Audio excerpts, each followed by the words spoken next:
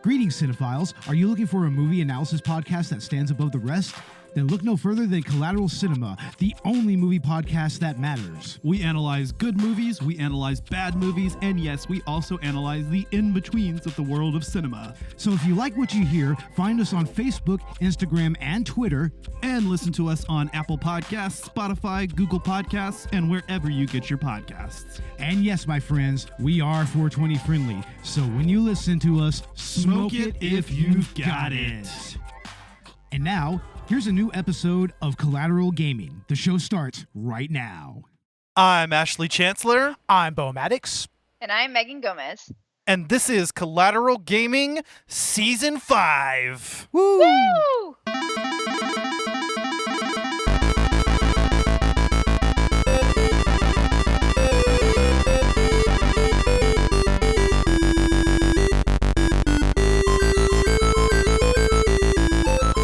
Welcome to Collateral Gaming, the only gaming podcast that matters, where we focus on good games, bad games, and everything else in between in the world of gaming. We are podcasting straight from somewhere in South Texas, and yes, my friends, we are 420 friendly, so whatever you have, smoke it if you've got it. Smoke it if you've got it. And yes, We're that is also the... podcasting out of Georgia.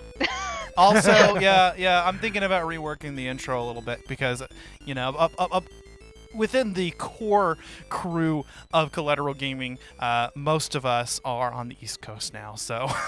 Yeah, that makes sense. Thanks, Alan. In fact, you know, y'all motherfuckers in Georgia outnumber me, and that's just downright infuriating. But it's okay, because I may possibly be relocating to somewhere else as well due to occupational developments. But that's a story for another time. Yes, ladies and gentlemen, you did hear Beau Maddox do the his very first Collateral Gaming lead-in. I hope I did well. Yeah. I faltered there a little bit. I'm so proud of you. Oh, thank you. I mean, he's usually our lead-in guy on Collateral Cinema, except for the episodes that I do. But yeah, I thought that because this episode is very near and dear to him, and as our most recurring guest host, it was definitely. It's definitely the right time. Yeah, definitely, especially for a game as important and, you know, paradigm shifting as this one, you know? This is true. Yes, we are talking about Final Fantasy VII. But first, we have a lot of developments in the world of gaming to talk about. We got both a Nintendo Direct. We got some news from Ubisoft. Megan, you seem pretty excited about this. Go ahead and talk about it. Oh my god. Okay, so I'm going to break the news because y'all always get to break the news. We are getting a new freaking Zelda game! I'm so excited. I squeaked a little bit. I'm not even mad. I'm so excited because I know we always talk about Zelda on our podcast, and it's just a big thing for us. We're all huge Zelda fans here, and I cannot wait to see what else Nintendo is doing, especially because they're still holding up with these big consoles and all this stuff with the Steam Deck and PCs. They're still making the most beautiful, interesting games, and I can't wait to see where our favorite adventurer Link is going to go this time, because he's always doing something, I swear. Definitely. And let me just let you guys know, wink, wink, nudge, nudge, we are making some adjustments to our Season 5 schedule that had already been set because of this news. The chain is actually kind of interesting. Zach was the one that called me, letting me, asking, did you watch the Nintendo Direct? And I knew that it was coming, but I wasn't aware that it was happening that day. And I thought it was the next day. Yeah, so we are getting The Legend of Zelda Tears of the Kingdom. Yes, it is Tears, not Tears. That has been officially confirmed. Whether or not that there's meant to be kind of a dual entendre / homonym thing going on remains to be seen. But this is the official title of the sequel to Breath of the Wild. And we don't know a lot about the gameplay yet, but we did get another trailer. I'd love to do an episode just kind of breaking down all the footage we've gotten so far because holy shit. Yeah, it's a lot. We are definitely going to be including that as soon as it comes out. Cannot wait. We did get a release date of May 12th. So, yeah, it's happening. Late birthday present for me. It's funny because Zach texted me, or he called me, and he was excited because he thought it was coming out on his birthday because he read it as 12/5. Oh, yeah. He called you, and then you texted me, and I was on my way back into work from lunch, and you were like, "Did you see the Nintendo Direct?" And I was like, "No, what happened?" And you're like, "Bro, we're getting a new Zelda game," and I was like, "What? What?" So yeah, that's how the chain went. Zach called me, I texted Megan, and we were all super, super, super stoked. Also, part of the Nintendo Direct, we got the next Fire Emblem game, Fire Emblem 17, Fire Emblem Engage with Toothpaste Chan and Captain Colgate. Captain Colgate. I don't know. What? Pepsi Man. The new character designs are they're interesting. I don't know how I feel Yeah. about them. The game apparently is somewhat gotcha-y, so for what people are saying, but I remain optimistic. I really loved Three Houses, and this looks to be kind of a little bit similar to that, but there seems to be a system where you can actually work alongside lords of previous Fire Emblem entries, including Marth and Sigurd, who has yet to see the light of day in the West. We have yet to get a official localization of Fire Emblem 4, but I think that's a hint that we're getting a remake here pretty soon. So that would be nice to get Genealogy of the Holy War. Maybe Thresha 776 would be kind of a nice package deal. What else happened with the Nintendo Direct? We're getting a lot more ports from big games, which I think is a big step for Nintendo. Because we've already had a Plague Tale come over. That's a pretty big game, especially considering the storage capacity of the Switch itself. We're going to be getting, let's see, we're getting No Man's Skies brought over. We're getting a couple more games, but we're getting a lot larger capacity games being brought over to the Switch, which makes me think that they might be making something after the OLED system with a little bit bigger capacity just to be able to handle this kind of stuff, which is very exciting because while the Switch is essentially a console, it is very portable. And honestly, I haven't seen a lot on the Steam Deck. It seems that Nintendo is still just pulling the punches, and kind of waiting a little bit, but they're about to just right hook somebody. They're still carrying the market, and I love that for Nintendo because they've done so wonderfully with the Switch. I've been playing it, on and off between that and my PlayStation because I got my PlayStation clean. So she's finally performing as she should be, which I did have a little bit that I wanted to talk about that whenever we get into talking about playing the game and doing all of that stuff with Final Fantasy. But I'm really excited to see what else Nintendo is going to do. It makes me think that maybe we are going to be getting a full capacity console if you're not wanting the portability of the Switch or you don't really move the Switch too much, because we haven't seen any new systems besides just like a redone Switch in a while, and we haven't heard anything from Nintendo in a while besides like what they're releasing on the Switch itself. So I'm kind of waiting and keeping my ear open for that. We've also got some other big news coming out, though. If I don't know if you ready to talk about it or if you want me to talk about it, that's up to you, my guy. Well, I mean, we also got, as part of the Nintendo Direct, there was Pikmin 4. I think you mentioned the sequel to Tunic, which was an indie game that came out a little while back. Also, Crisis Core Final Fantasy VII Reunion, which is the remake of Crisis Core, which ties into what we're talking about today, is going to be coming to Nintendo Switch and other consoles in December. So excited about that because I've never played Crisis Core, and it will be really fun to be able to get in Zach's shoes. And I've even seen a little bit of gameplay of the new title. So that the remaster looks like it's going to be a fun way to experience this title, both for the first time and for people that played the original game. Yeah, because I played the original, and I did play it on actually my PSP, which was a lot of fun, and I remember doing a lot of that in my childhood, and I'm excited to see how they're going to do this remake because the way that they've done the original 7, which we'll get to in a bit, has been very, very interesting for me. So I'm really excited to see what else they're going to do because they're really they're moving forward a lot because a lot of people were kind of disappointed with 15. So to see them kind of going back into these very nostalgic games, I'm like, oh, let's go, baby. Like, I can't wait. I'm so excited. 7 Remake was actually very well received, and we will be talking about that, rest assured. But yeah, focusing on the compilation of Final Fantasy VII, I think, is a good move because that is definitely the most critically acclaimed title in the series, something that we will be referring to in this particular episode. We also got new Assassin's Creed games announced from Ubisoft. Not only are we getting a return to form game set in Baghdad, I believe, called Assassin's Creed Mirage, which is going to actually kind of return back to the series' more stealthy formats. We are also getting 2 more console games, which are actually going to be more of the open world format that we've seen from Origins, Odyssey, and Valhalla. One of which does include feudal Japan. So Ubisoft, you waited. Ghost of Tsushima came out first. I'm still excited to see what you do with this setting. That is going to be called. It is right now tentatively titled Codename Red. We're also getting Codename Hex, which seems to be related to witches. I'm so excited for that. You have no freaking idea, because like the way that Assassin's Creed goes about bringing forward these subjects of like history, I want to see how they're going to do this, because like are they going to, like they've like had little hints, but is it going to be like Salem? Is it going to be like a different type of witch? Like what are we getting? They're just like, oh, it's going to be witchy. And I'm like, okay, like what kind of witch? Because like are we going to like do like have like hex challenges, or is it just going to be like straight out just like you need to collect this and this for your altar to unlock this power? Like there's so many ways they could go with this, and it's an interesting trope to kind of go with, because it's not something that they've done before. And same thing with the feudal Japan. They're kind of going off in a different direction, almost as they did with like the revolutionary style and the pirating style. And they're kind of branching off, but they want to make it sneaky, and they're kind of doing that in an excellent way. Because in Baghdad, Baghdad is Baghdad. You've got to make sure that you blend in with the crowd, especially there's always things going on in the history like timetable that they're in.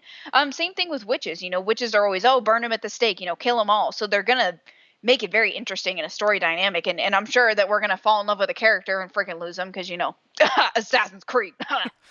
I also have heard that the Valhalla storyline, the Origins through Valhalla storyline, featuring what's her face, whatever the fuck the name of the modern day protagonist is, Layla, is coming to a close. We are also getting a mobile game that is supposed to be open world, code named Jade, which is going to be set in China, I believe. And we are also getting a Netflix partnership, some kind of live action series happening there. Assassin's Creed has attempted live action before. We'll see how it goes this time. I kind of liked the movie. I thought it was interesting. I don't have any issues with it. And I still kind of like the Assassin's Creed franchise as a whole, despite the lows. I like the direction that they're going. I like the whole announcing what we're doing over the next, few years thing, kind of very similar to what Marvel Studios has been doing. And it also looks like they're actually catering to their fans a little bit.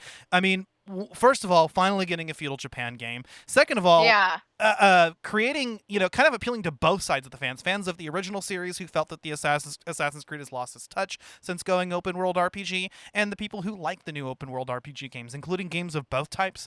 I think that's the best way to appeal all of your audience. And also, like, I know that people are kind of like upset about the whole Netflix thing, because we have had kind of like for me it wasn't a miss. I did like the movie, but look at The Witcher, right? Henry Cavill is in love with The Witcher. If you find somebody who's as passionate of a fan with Assassin's Creed to be able to be the lead of that show, it's going to go phenomenally. I mean, The Witcher is going into season 3, and people who haven't even freaking played the games and read the books are picking it up, and it's a windstorm. I think it's going to be very, very successful for Assassin's Creed to do this, because there's just a formula that's been started with Netflix. And I'm hoping that we don't get the Netflix, disease where they cancel it after 2 to 3 seasons, because that is one thing that's unfortunate. Stranger Things is even falling to it, with season 5 being the last season. But I am excited to see how they're going to adapt the games into a full series. Like, are we going to go through a timeline kind of thing similar to what we had in the movie? Are we going to do specific styles? Are we going to get like an Ezio story? Like, how are we going to do this? Are we going to go back to our roots or go forward? Is there going to be something that ties in with the game? There's a lot of ways that Netflix can go about it, and they have a lot of good tools in their belt right now. So I'm not mad about it. I think that it's a very good play for Assassin's Creed to be able to do this and sell some licensing and get some more publicity, because I mean, if you think about it, I mean, just like I know I keep using The Witcher as an example, but just The Witcher alone, like it's one of the most watched series on Netflix. It's one of the most anticipated series on Netflix. You couldn't ask for any more than that. Yeah. Well, I think that about wraps up what we wanted to bring up in news. But let's go ahead and let's talk about Final Fantasy VII because we actually have a lot to talk about this game. And in this part, we are covering the entirety of the original game. A game that probably could have been a 2-part episode in its own, but we are reserving part 2 for the remake. Beau, go ahead and start us off. Why do you love Final Fantasy VII? I mainly love it, well, obviously the nostalgia. I mean, I played this game when I was like 13, 14 years old. That's when it came out. But also what I love about it is just how it moved gaming forward in such a substantial way. I mean, this was the first truly cinematic experience that we had in gaming.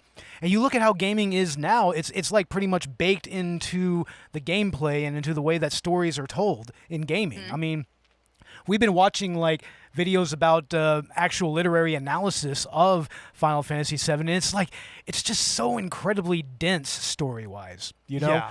I mean, it plays on so many different themes that honestly, we're probably not going to be able to get to all of it in the span of, like an hour and a half or whatever. We're just not going to. Yeah. I mean, but this game, it also really showed how you could actually personally interact with a game as well. You know, I mean, these were characters that kind of became real to us a little bit, you know? I mean, the world felt very real. It felt like there were lives that were being lived in every town. Like going around, the most interesting thing was going around and talking to people in you know, in different towns and everything. Yes. And getting a feel for the culture of every town, because every town, every region in this world has its own kind of culture, its own historical place in the world.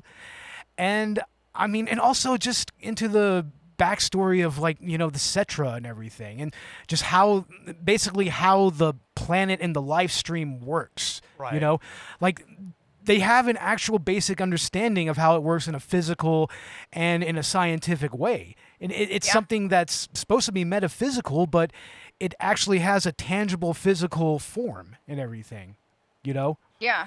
Absolutely. So, I mean, there's so many different facets of this game that, you know, really pique my interest. I mean, I'm still playing it to this day. I'm 40 years old. I originally played this game when I was 13 or 14, and it's still so much fun. And it's still such an engaging story. And to see it being remade and to have the story kind of expounded upon and expanded and or whatnot, I mean, it's great to see that happening. It's like that almost made me interested in new school gaming again. You know, I mean, if you know anything about me, I'm more of a retro gaming kind of person. Like, to me, gaming ends at the PS3 in most ways. But I mean, yeah, it's great to see that this story and these characters are now being passed on to a new generation of gamers. You know, I mean, I'm very happy to see that. You know. Yeah, it's so important, especially as the people who grew up playing these games become parents, you know, and I know there's a lot of people out there that are you know, in the millennial age that are having kids, and you know, that like they just, oh yeah, it was this game, and it's very hard to explain a video game, especially to a child. You know, it's not easy to do. It's a lot easier to be able to like pull a story forward and remake a game instead of explaining it, you know, as a parent, because a lot of people who play this game, you know, are now becoming parents, and it's like, I want to be able to experience this with my child. I want to be able to explain this to my children. And you know, especially as an avid gamer myself, and I still play to this day, I definitely want to be able to share these types of stories. And I am so incredibly inspired at points by these developers, by being able to create a full capacity world and a culture and languages and things like that you know, you normally only see in like movies and TV shows. Like, for example, like Stargate is a very good one. You know, they create an entire, you know, planet, and then, you know, they travel to another planet. It's a totally different type of culture, totally different type of people, and it really created a blueprint of bringing forth this style of gaming of, let's immerse the gamer, let's bring the gamer into the story, let's make them, you know, fully feel the form of escapism that really, you know, has passed on to this day. For example, my favorite game to talk about, my favorite game series to talk about, will never not be my favorite, is Horizon Zero Dawn. You fall in love with the characters, you fall in love with the culture, and the just absolute immersion of the game, because it really brings you out of your own mind and makes you just, fully relax, and you can, relate to these people. And I feel like a lot of people got that, even in a game like this, where there was a lot of different things going on. 1 year after this game was the release of Ocarina of freaking Time. So it's True. like Yeah. the capacity that they were giving at 1997 coming forward now to 2022 is just incredible, and the fact that they're able to continue to build onto it. And I think that the developers of Final Fantasy are just so excellent at being able to create its own rich story per game, because like there's so much in number 7, and then you go to, for example, number 13. And for me, I did I as everybody knows, I go to cons and I love, conventions and things like that. The amount of Tifas and Eris and Clouds and Sephiroths that I saw was so cool as a kid, because it's like you still see it years later, and you can see, like for number 13, you got to see an entirely different world, and it's entirely different culture and different, antagonists and things going on, and you see lightning and you see all of those characters. But one thing that they always keep is the fucking chocobos, and I love that shit, just saying. Oh yeah, I stand chocobos myself, man. Chocobo breeding, by the way, great little game and play mechanic in this game. We'll probably get to Yeah. that later. That's something that I thought added a lot of character to the game itself. Yeah. So for me, and I'm glad that you brought up Ocarina of Time, because these are both examples of games that have become so ingrained in our culture, especially due to their advent prior to the internet. And a notable example being the numerous fan theories about being able to resurrect Aerith, or being able to get the Triforce in Ocarina of Time. These are predominant discussions that still happen today. I mean, everybody knows it's all bullshit, but it's something that's still talked about and something that everyone can relate to. And Final Fantasy VII is monumental in the way that it took JRPGs, a genre of games that were not nearly as popular in the West beforehand, and actually piqued interest in them. Like Ocarina of Time, this was the game in the series to bring the franchise into 3D, to bring it onto the new generation of 32-bit, 64-bit hardware. And I think that made a huge difference. And it's why we actually started getting interest in some previous JRPG, like the previous Final Fantasy games or Chrono Trigger. Final Fantasy VII is responsible for that. Prior to that, half of the Final Fantasy games hadn't even been localized. Final Fantasy III was actually what? It was actually Final Fantasy VI.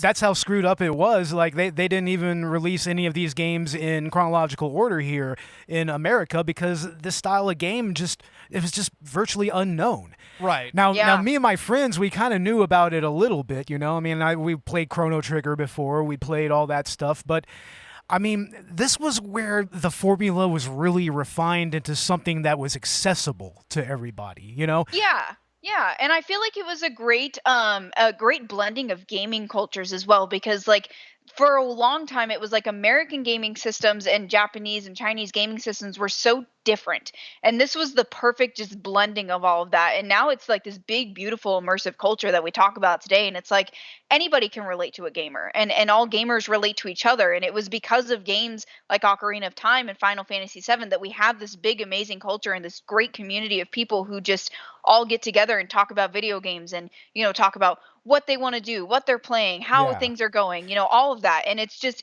all been brought together by this and Ocarina of Time, and it's so crazy, and it's just so wild to think about. Yeah, and both of those games are unique in that they're kind of their own standalone communal experiences in the world of gaming. Well, like I said, there were these urban legends surrounding the games. There's an entire community, and that was before Grand Theft Auto 3 came out and kind of took over the whole urban legend gaming field. Grand Theft Auto. For me, I had never actually played a Final Fantasy game. I have 13-2 on the Xbox 360. I'd played just a little bit of it a long ass time ago. Remembered running into Mail Flanagan, Naruto's voice actor, and actually being kind of surprised. Yuri Lowenthal, Sasuke's voice actor / Spider-Man, is in the remake, by the way. But I had never really interacted with the Final Fantasy series. I knew of it, but I'd never really gotten into the series. I hadn't played any of the games. This was my first foray into it. And let me tell you, I'm supremely impressed. I understand why this is the most critically acclaimed title of the series, and tell you, from my point of view, this is an excellent way to get into the franchise. Yes, especially the remake. Right. Well, what Final Fantasy VII does differently, and differently from every other Final Fantasy game, is its inclusion of the materia system. I think that is one part of it. The other part of it is just in very, very impressive storytelling style, which we'll get to in a bit here, that, that mixes, just a really intricate plot with some subtle storytelling.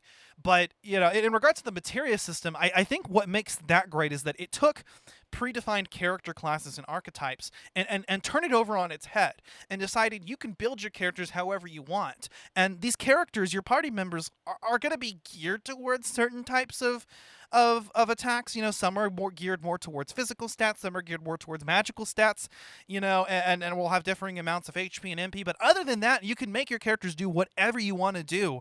You can have, a Barret be a tank and also cast some spells. You can have Cloud be both a bodyguard and a badass mage. Yeah, exactly. And I mean, going to the materia system, it's just the depth that it adds to the gameplay and the customizable aspect of it is what was so revolutionary at that time. Because, I mean, before then, it was they use a traditional job or class-based system. Right. You took up a certain job, and with your experience points, you leveled them up. You got different types of Kiraga, and all that stuff. And that was what you were. And if you wanted other abilities, you had to change job classes. Here, that is completely shattered. I mean, you can pretty much take like white mage magic, black mage magic, and also materia that might, be better left for like a thief or a monk or something like that, and you can just combine it. It's almost like pick and play stats and whatnot. You mix and match. It's mix and match. Yeah. And what's really great is, I would spend just countless hours of time playing through this game, setting up my materia and constantly rebuilding my characters and designing them for different situations. And yeah, that's the best part of it, is that, you can pretty much set your materia and everything according to what part of the game you're at and what, boss you're battling and everything. What weaknesses that they might have or, whatnot. Yeah. And that even translates now into Horizon. Like, just when y'all talking about that, like, you think about like the areas that you're going to and the creatures that you're going to fight, like it all starts here.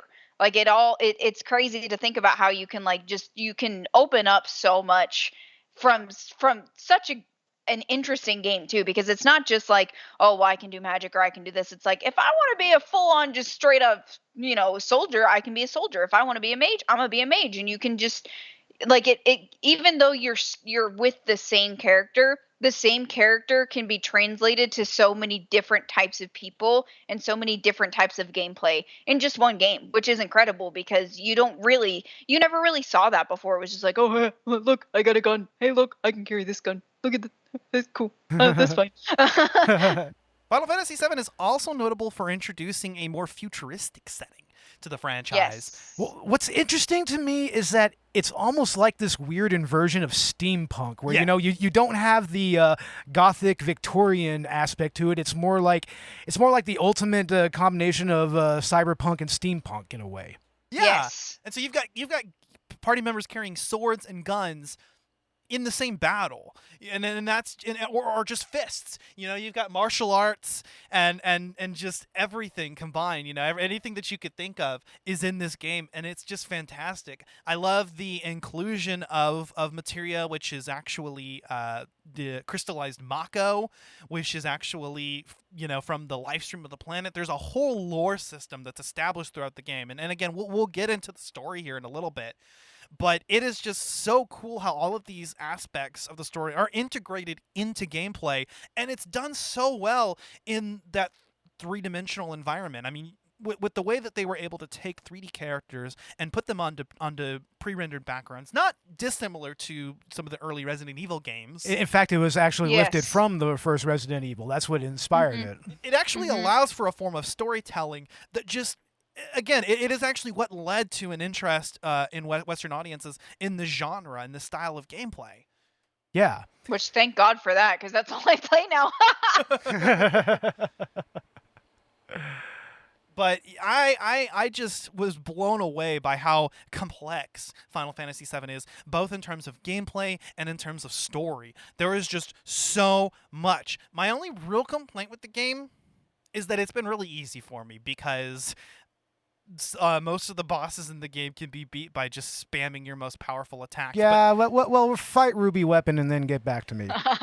Yeah, so quick confession, this game is so long, I haven't actually completely finished it yet. I got to the Northern Crater, I pretty much did everything I wanted to do there, and I got to the point of no return. I'm consulting a guide, but not following it step for step, because I kind of want to explore the game on my own. But I think it's worth it to check out a guide if you're playing this game for the first time, because there's going to be a lot of permanently missable items, and it's also going to tell you, what materia are going to be best for what areas or boss fights that you're about to experience. Because a lot of times the game will just throw you into a fight, and, you don't even know. Maybe this boss is weak against lightning. Well, shit, I wish I had equipped lightning materia. Let me go reload my save file. Yeah. Do that. Yeah, and something that I wanted to, before we leave the subject, is so, Beau, I'm 24 and you're 40, and I've experienced this game in my childhood, but we've had it so differently because this game was a little bit older. This game came out a year before I was born. Oh, okay. And I played it later, but it was still, it's just this thing with these games that are older, and it still holds up to this day, I feel like, but it's one of those things where it almost escapes like the time that it passes, right? So even though this game was released in 1997, it's still a beautiful game in 2022 when we can see the pores on players' faces in other games, which is something that I'm just so enthralled by because it's an interesting thing to like think about.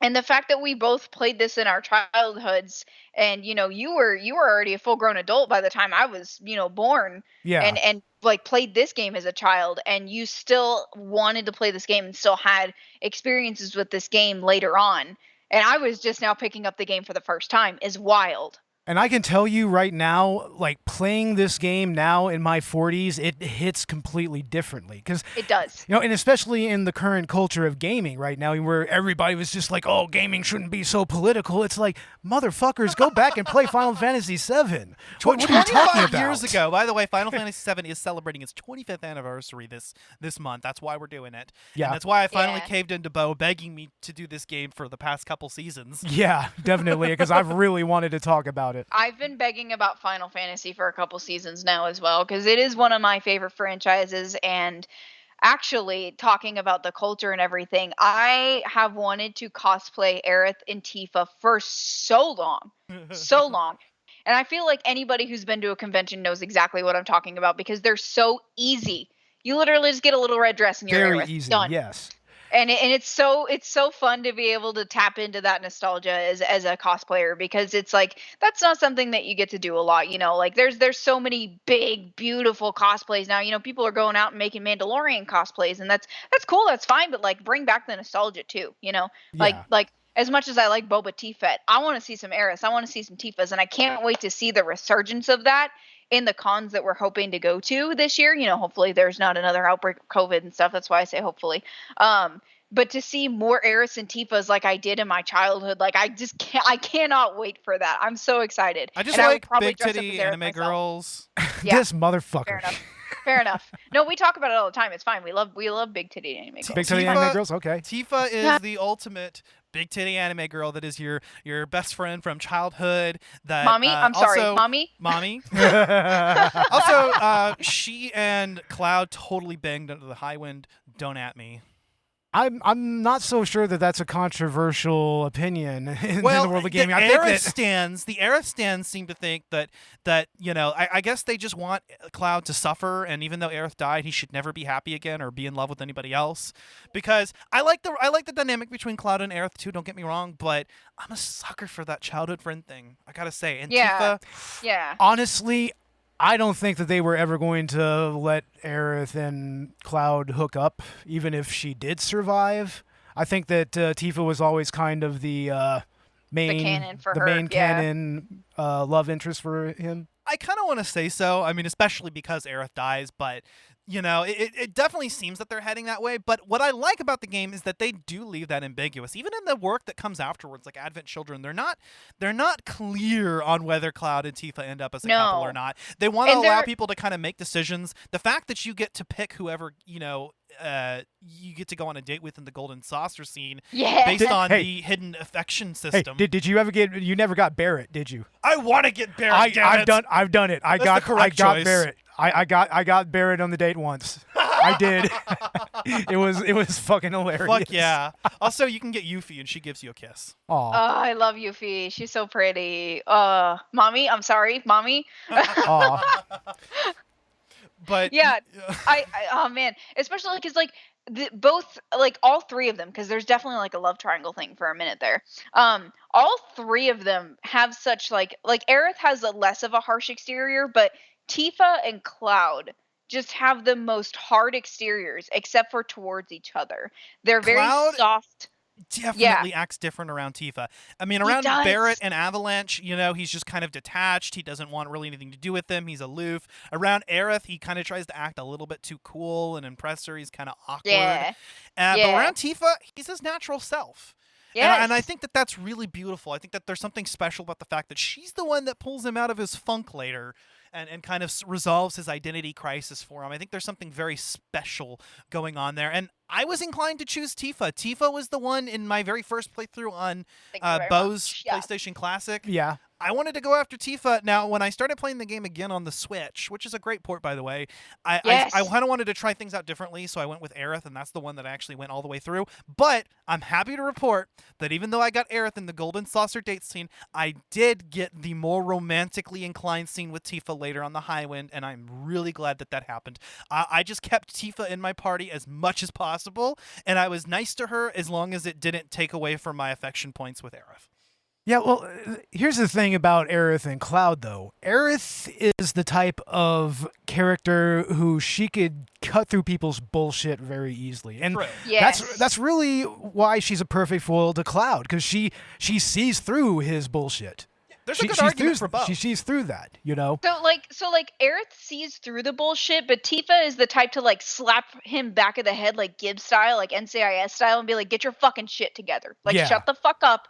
Think about it for 2 seconds and like really look at this. And he's like, damn, but you right. Like, and Aerith's just like, yeah, no, like I know you're fucking lying to me, but anyways, let's go on and talk about something that I'm interested in. Like, she's a little bit self-centered in my opinion in a lot of the scenes, and I feel like Tifa's more giving and more love. Like, she's a very harsh woman, don't get me wrong. Like, she could like literally glare at you and cut you like just with a glare, but she has a very like soft giving persona, and she gives that in a way of being like, hey, don't fuck this up, like shut up, think about it, and don't be stupid. Well, also conversely, I would say that if I had to really choose, I would think that Aerith is probably a little more approachable just as a person than Tifa is.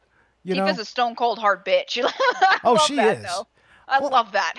But I mean, Aerith is cool, man. She's cool. She's a cool chick. They're both she's great. A hippie child. And by the way, regardless of what you think, the developers 100% intended for there to be romantic subplots with either one. The subtext is there either way. You cannot use the game as canonical evidence that Cloud doesn't like this person, because it was 100% intended that he could go either way with it. And I'm tired of people fighting on fucking Facebook groups about it, like, no, this is this because the game says, no, the game does not say that. The game lets you kind of pick, but I do think in the end they're kind of subtly suggesting Cloud and Tifa. That's my personal opinion. Me too. Definitely. Yeah. But and that also extends to the remake, which we'll talk about. Since we're talking about Cloud and relationships with other people, there's one that's actually, displayed a little bit more prominently in the game, and that's the one with Sephiroth, who, by the way, is still one of the greatest video game characters of all time. Now I understand the hype and why, he ended up making it into Smash, and I'm glad he did. Yeah. Oh my god, I love definitely. him. I love him. I know that, he's like he's very much, if I can relate him to somebody in like modern text or like in a modern concept, he's very much like a Bucky to me. Okay.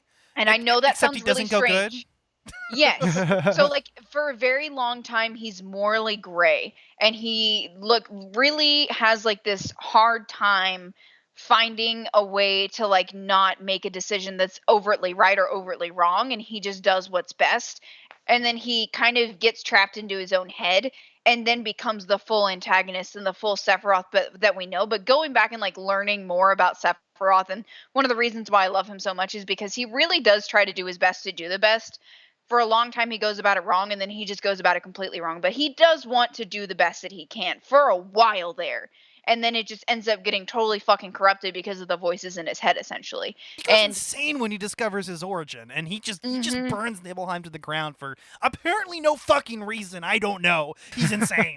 he goes full Thanos at the end, if I can compare it to modern And like he concepts. becomes But a god. He tries to. You know, in Yeah. typical JRPG fashion, you have to kill God at the end. Oh yeah, that's Yeah. a constant theme with these types of games. Yeah, definitely. 100%. What's Always. interesting is the dynamic between Cloud and Sephiroth, though, because Sephiroth is the hero that Cloud wants to be. Ever since he was a child, he Yes. sees Sephiroth as this Big brother. this- not even that, his hero, you know, his Iron Man, Yeah. his guy that he wants to be. And you know, the difference between Cloud and Sephiroth, even when Cloud enlists in Shinra, is just enormous. One of the best parts I love about the storytelling in this game, and the way that it's told, even within day-to-day game, you know, moment-to-moment gameplay, not even within cutscenes, is the moment in the flashback and when you get to Calm. I love how the game actually, first of all, lets you play through the story instead of just having it be a cutscene. You know, there's a lot of show don't tell. Yes. But what's really cool is there's this moment where, you know, you have Sephiroth as an AI controlled character in your party, and he is just vastly overpowered. Cloud can Mhm. barely put a dent in monsters, is probably going to die within battle and have Sephiroth have to revive him. But Sephiroth just takes away at these enemies, and then later on back in the present, even after all of this time, once you leave Midgar, there's this enemy, the Midgar Zolom, this fucking serpent that comes after you that is just near unbeatable at that point in the game. It will take your party completely out, and you need to get on a chocobo to try to evade it. That's the best way to move it. But Sephiroth fucking impaled one on a tree. Yep. Like it's nothing. Just shows the difference between Cloud and Sephiroth is just enormous, and it just kind of further leads to Cloud's identity crisis that is central to the plot of the game. Yes. Yeah, it's like all the disassociative states that he gets into throughout the game. Like it's kind of a little more pronounced in the remake, Yeah. but here in this game, I mean, whenever he freaks out, you're just like, whoa, like what's going on, dude? Yeah. Where are you actually from? Who actually are you? You know? Yes. And of course, I mean, especially with Yes. identity playing such a huge role in this game, that's one of the major themes Yes. of this game. I mean, he's essentially just a blank slate in the end. That's really what Cloud is. Yeah, it's like, who are you after all of this? Who really is Cloud? And I'm so intrigued by that, because it really is, and I know this is going to sound very strange, but it reminds me very much of like soldiers who are reinitiating back into society, and like getting back into society after being at war for so long. And you know, being the spouse of a veteran, I've you know, like Alan, you know, has been out for a long time, but he's told me about how like different your brain thinks, and you know, you are an essentially like changed person when you join the military, and that's the same thing with this. And you know, it's like, who are you after the guns? Who are you after the fights? Who are you after all of these things? And it's very, very interesting to see how they bring that forth, especially in a JRPG game, because you know, it's a, you know, they do have, you know, armies in Japan, but it's not the same. Like the American army is very different. And I love that, you know, that's something that I can compare that to, and that's something that, like, if I'm talking with somebody about, like, you know, like identity and things like that, like, who are you? Like, I do bring up like the points in this game where it's like, who do you become? How do you change as a person? How do you build yourself back up after going through something so intense? Because like he's been, you know, trying to be this perfect image of the perfect soldier, and just trying to be so much like Sephiroth that he ends up breaking himself apart, and he loses his own identity. He doesn't know who he is anymore. And it's the most interesting thing that I can get out of storytelling for a game, because it's not like, I know who I am, I'm this person. He's like, who the fuck am I? What am I? Yeah. I don't even know. Interesting too, because right now on the TV we actually have the scene right before what you're actually looking at right now. But Yeah. there's a part of the game, and this kind of ties into the way that the game interweaves gameplay into the story. But there's a part where Sephiroth is basically using the Genova cells in Cloud's body to control him, and there's a point where everything you do, no matter what, is going to lead Cloud to try to kill Aerith, and there's nothing you can do. Every button you press just leads to him closer to being able to do that. I love how the story is explored in that way, and again, it's another dynamic between Cloud and Sephiroth. Sephiroth owns him. He does. He tries so hard to be him, and then he ends up being owned by him, and it's almost like this hero child kind of setting to this slave owner setting where he's like, I am enslaved by the thought of Sephiroth and the being of Sephiroth, which is so weird but so interesting.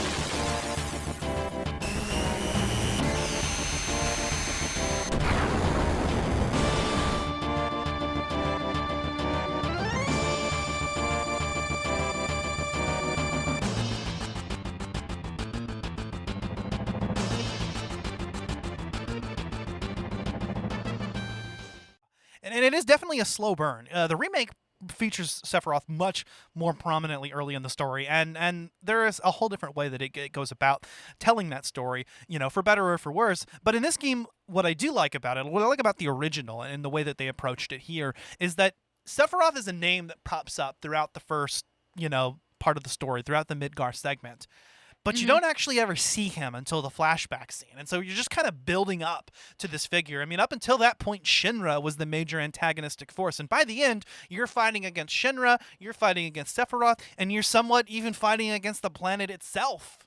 Yeah, with all the weapons that come out of the woodwork because the planet's trying to defend itself. The remake blurs that line even more about whether or not, you're kind of on the side of the planet or not, because ultimately they're trying to save the planet. But the planet also has its own ideas about how it wants to preserve its own existence. And we will talk about that in part 2. Another critical point in the story, of course, the one we have to talk about, the loss of Aerith. From both a gameplay and a story perspective, regardless of who you shipped Cloud with. I mean, Aerith is an endearing character. Every member of the party misses her, continues to feel her presence throughout the rest of the game. But what's really interesting, and the way that they tie that into the gameplay experience, is that out of all the characters in the game, Aerith is the party member that it most fits an archetype. She is your dedicated healer. She's built to be your dedicated healer, your white mage. And she has, not as good physical stats, but she has the highest magic and spirit stats in the entire game. You should keep her in the back and let her heal up the rest of your party. And what's crazy is when she leaves midway through the story, which is one of the biggest twists in video game history. That hole is felt throughout the rest of the game. You never quite have a character that fills that role very well. Well, and that's not discounting the emotional toll it takes on the player when that moment happens. I mean, let me tell you, back in the day, when that happened, that was devastating. Yeah, I cried like a baby back bitch. Oh, seriously, it was a devastating moment. I mean, they built this girl up to be like just this really fun and awesome character who actually has a very big role in the stake of the planet, and then she's just kind of unceremoniously killed. You know what makes me feel guilty is her mom tried to prevent all of this. She didn't. She Mm-hmm. told Cloud to go. Definitely. And Aerith insisted on coming. And it's kind of like, how culpable is Cloud and the rest of the party in that? I wouldn't say that they're very culpable I in don't it think because so. in the end, Aerith made her own choice to go with. She did. That's the Go with conclusion you come to, but you ask yourself that question, and I'm sure Cloud does. Definitely. Yeah. Sometimes I wish I could hear his thoughts because I want to know like what exactly he thinks about the entire situation because I know he probably but I'm 99% sure he feels entirely guilty about her death. Oh yeah. There's no denying that. And I'm sure that, especially because like when you think about it, especially in Final Fantasy games, like she is one of the most um magically enhanced as far as like squad mates go, even going into like different types of Final Fantasy games. But she's very, very powerful for a little tiny lady. And for them to be able to create, such a happy, positive spirit out of someone who is capable of definitely not being, a good person if she really, really wanted to be. She could go full on Wanda and kill some motherfuckers, but Oh, yeah. she's just this light, happy person.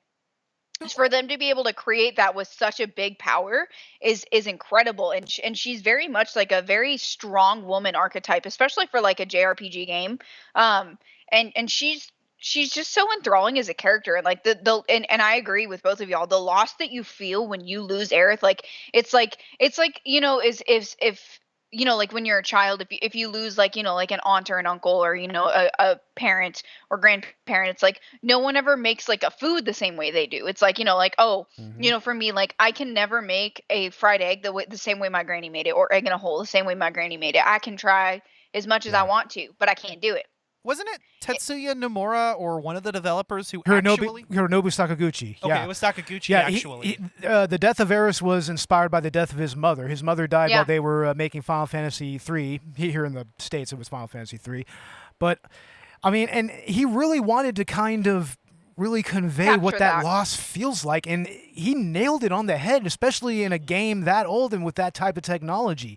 And it's all based on the story elements, God, this game gets so deep. And before we forget to talk about it, okay, this game opens up with you joining eco-terrorists. One of the main villain factors, one of the main antagonistic forces in this game is a corporation that has control over the government, where the mayor is little more than a figurehead. It doesn't get more political than Final Fantasy VII. I'm sorry, this game was leftist as fuck. This game was based as fuck back in the day. And Barrett is based as fuck. Oh man, he is so gung ho fucking anarcho-environmentalist. It's fucking amazing to watch. What a fucking Chad. Maybe my favorite character. He probably Yeah. he full on like football tackles people for not using reusable grocery bags. Yeah, exactly. and I kind of relate to him a little bit because he's got a daughter, and same. that's his ultimate goal. I mean, Cloud actually brings up at one point towards the end of the story that you don't even necessarily need to want to altruistically save the world. Have a personal motivation. He's just trying to settle the score. And Barrett just wants to keep his daughter safe. He wants a world for his daughter, his adoptive daughter, Marlene, I might add, who was the daughter of his best friend, Dyne. Yeah. Dyne. He just wants her to grow up and be happy, and I connect to that so much as a father. I get it. Mm-hmm. I have a little girl that's not, that's probably around the same age, maybe. How old is Marlene supposed to be? I think she's supposed to be like 5 or 6. Okay, maybe. so she's a little. Yeah. Okay, so Marlene's actually a little bit older. My kid's 3, but I understand. When you have a kid that little, you just want to protect them, and Barrett feels this immense sense of guilt for not being able to be there. But he's like, I'm sorry, baby. I gotta save the world. Yeah, exactly. even like as a step parent, and that kid didn't come out of me, but that's my baby. If I can do something to make sure that she's safe and she's gonna be able to grow up and be a happy person, I'm gonna fucking do it. I'm gonna do everything that I can, whatever I need to do. If it means working extra hours, working until my nails come off of my fingertips, like I will do it because she deserves happiness and she needs that. And that's my personal goal. And I always make, Alan and my stepdaughter, the forefront of like what I do. So like to see him do that as the capacity of an adopted father really resonates to me personally, because it's like that kid didn't come out of me, but that's my baby. Don't talk about my baby. I'm Exactly. gonna get the old 1-2. And I gotta say that at least in the remake, they make their relationship even more wholesome. Yes. I was just like, oh, yay. I've only done the intro, so like I'm very excited to see that because I have been waiting for this remake for a very long time. And when I saw that they were doing the remake, I screeched like a banshee for probably a full 10 minutes and almost fainted because I screamed so much. Like I was very excited. And I love that they are able to create a capacity like this of just showing like the full extent of like love and grief and like all of these things that like we all go through as humans. Like humans are very, very emotional, even if they don't want to admit it. If people want to say they're cold hard exterior, like internally, like they have a lot of boxes that are about to explode. And the fact that they're able to bring forth and like show you like a relationship like that is just it's incredible to me. Yeah, and I will say for a game that already was pushing the technical limitations of its time, to be remade in a capacity, and with today's technology is really exciting. What I love about Final Fantasy VII is that, it really pushed the boundary for a story that you could tell. And at the time, this was groundbreaking. Those FMV cutscenes that were pre-rendered, by today's standards, they may not look as impressive, but hell, I think that they hold up. And also the way that they actually integrated cutscenes into the gameplay itself. This was among the first games to really do that. Yeah. Nowadays, that's a very, very common thing. Very common. It's like everyday kind of thing. We're like, oh, cutscene, cool. Yeah, and this is what Final Fantasy VII kind of innovated. Look what the battle system was able to do. JRPGs prior to this, relied a lot on imagination. You never really saw what was going on. In this game, we actually were able to have these battle scenes, which are fully modeled in 3D so that you can really take advantage of all of those extra angles. And you really get these full cinematic experiences, whether you're casting a spell or conjuring a very powerful summon. Some of these animations are extremely long, and it is just such a joy to witness that. Yeah. Can we talk about some of the summons? Yes, we can. Because there are some amazing summons here.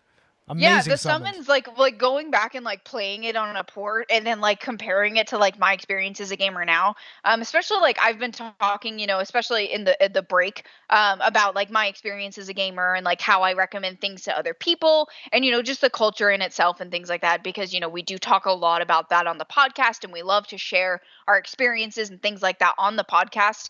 I think that it's so crazy.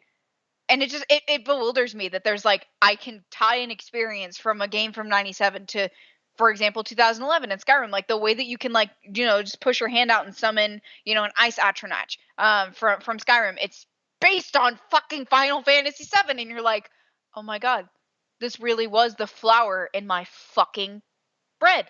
And Holy of course, shit. you have your typical, you have your returning summons, your familiar faces, your Ifrit, your Shiva, your Bahamut, but then you even have some new faces and some new variations. There are 3 versions of Bahamut, and they're all fucking cool as hell. Oh, yeah. Did you ever get the Chocobo summon? Yeah, Chocobo. It's so fun. It's so funny. Like, have you ever got the fat Chocobo? No. Yeah. Sometimes it'll conjure up a fat Chocobo that'll just come down and just land on your enemies. Yeah, they actually Like make a that into a Snorlax? separate summon in the remake. Yeah, but yeah. In this one, I believe that there's a random chance that can happen, that you can get a fat Chocobo. What? Yeah. I never knew that. I love that. Oh my god, it's like a Snorlax, but it's a fucking Chocobo. Oh my god. I need to. I'm look playing it up. the remake right now. Yeah, I'm doing or it. look it up on YouTube. They probably have footage of it. Speaking of I'd imagine. Chocobos, there's a whole Chocobo side quest. Not just a whole Chocobo side quest, but an actual entirely different gameplay mechanic there. Right, where you can breed and race Chocobos. Oh, I just looked it up and it is the cutest fucking thing I've ever seen in my life. I need a squishmallow of this immediately, right now. Excellent. But yeah, Chocobos are the best part of Final Fantasy, period. Yes. And then just making this into pretty much its own game, like with the breeding and the racing. I mean, that was innovative in its own right. There's a whole bike mini game that ties into the one part where Cloud rides the Hardy Daytona after the Shinra building segment. There's a whole mini game dedicated to that. There's a battle square. There is so much to fucking do in this game. There are entire optional boss battles that you can fight on the overworld that will apparently test your limits. Now, I've beat Ultimate Weapon. I haven't faced Ruby or Emerald Weapon yet, and I am looking forward to the challenge because I haven't felt challenged yet. Speaking of chocobos, I love the tribute that they did to number 7 in this, in number 13. And I don't know if either of y'all have played it, but this was one of the best tributes to me, in my personal opinion. Is one of the players, and I cannot remember his name right now. He's the black guy. He has a little chocobo chick. He's like, oh yeah, I also saved this. There's a little chocobo chick that comes out of his fucking afro. Nice. It is the cutest thing, and it's like reminiscent of like the chocobos like running all around you and stuff whenever you're breeding them and stuff. So it's like a callback to like the chocobo breeding and like having like the chocobo chicks and stuff, which I thought was the cutest fucking thing ever. Like, thank you Final Fantasy for doing that for me, because I fucking needed that shit. Man, the breeding element in and of itself is interesting because of all the different variations of chocobos that you can actually create. Right. You know, and they all have different abilities. Like, I mean, a blue chocobo is mostly going to go over water. There's going to be certain chocobos that can go over mountains. And then you start getting into gold, into black, gold, and even rainbow chocobos, and then they can pretty much do anything. Yeah. Rainbow chocobo is the best. Don't at me. Oh, yeah, the rainbow chocobo is the shit. Like, totally. My favorite. Yeah. Yep. Yeah, but the gold I chocobo... could so see somebody like taking the remake, and this is how you can tell I've been on too much fucking TikTok. Someone just like riding on a rainbow chocobo and be like, I'm rolling with the LGBT. Exactly. We're here for it. It's the pride chocobo. Pride chocobo.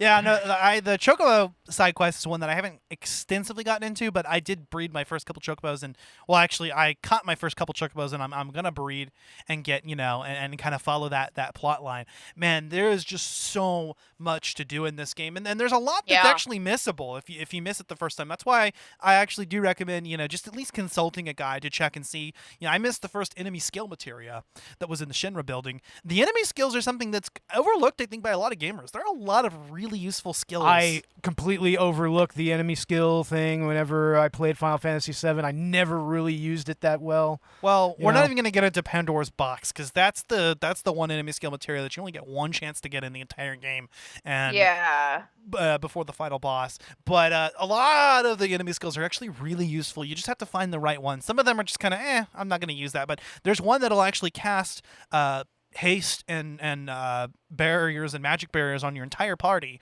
which is extremely useful. There's a lot of different elemental attacks, so even if you don't have elemental materia that are equipped to your character, you'll be able to exploit those. And so let's say you're in that situation where you're against a boss and you don't have the right materia equipped.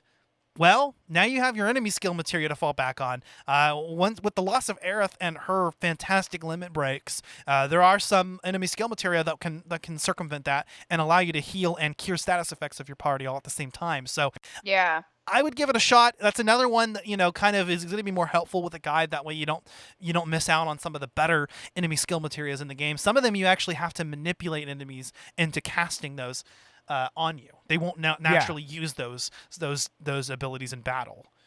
But if you use the manipulate materia, another materia that probably is overlooked and not, you know, used nearly as much. Also the morph materia. You can morph Master Tonberries into... Fuck those enemies, by the way. You can morph those into ribbons. I hate those things. Fuck those things. I hate those goddamn Tonberries. It does remind me of the Tonberry summon in Final Fantasy VIII, though. That's actually a really useful summon in that game. But here, it's like, no, Tonberries are assholes.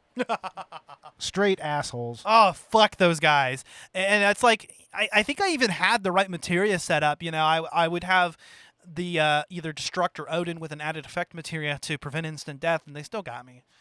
Come on. Oh, yeah. What the hell? They're just like, you walking on my territory, get fucked. They're like, oh, okay.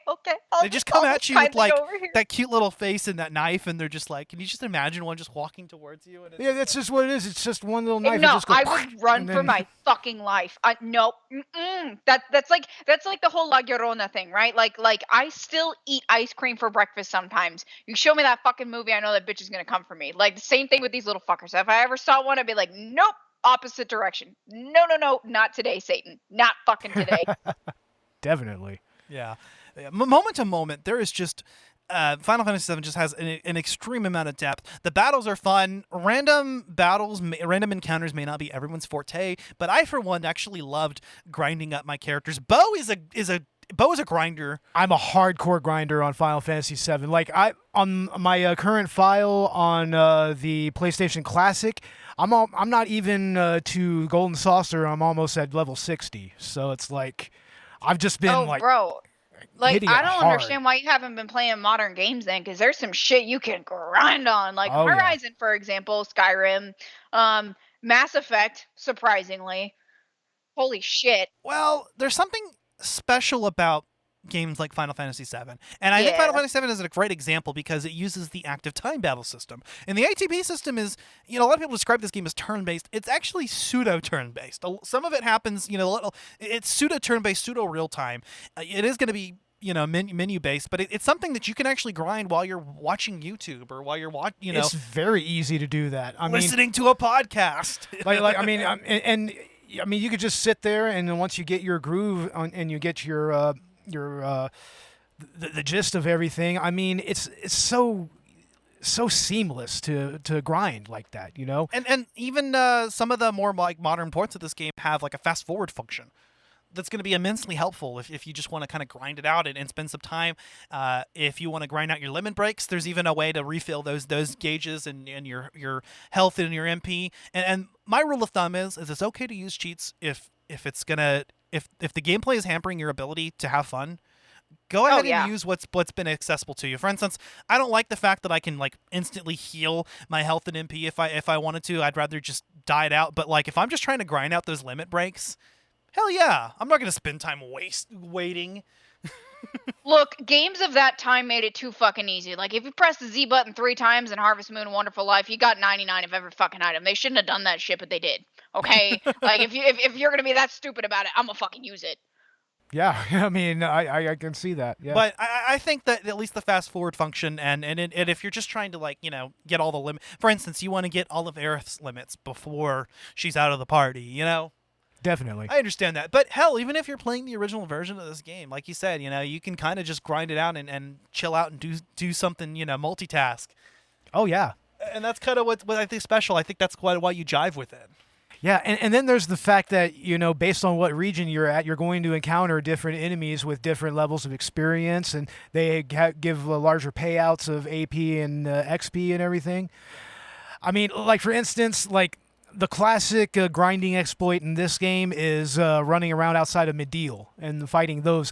Like, you can gain levels really quickly. At least up until you get the Sunken Galnica or the Northern Cave. Yeah, Mideel is a great spot for farming I XP. do that shit to this day with games. Like in Horizon Zero Dawn, I will literally just run around in the fucking the Nora Blessed Land and get to like level 15 before I fight that first fucking Sawtooth. Like, get fucked. I'm level building. I don't care.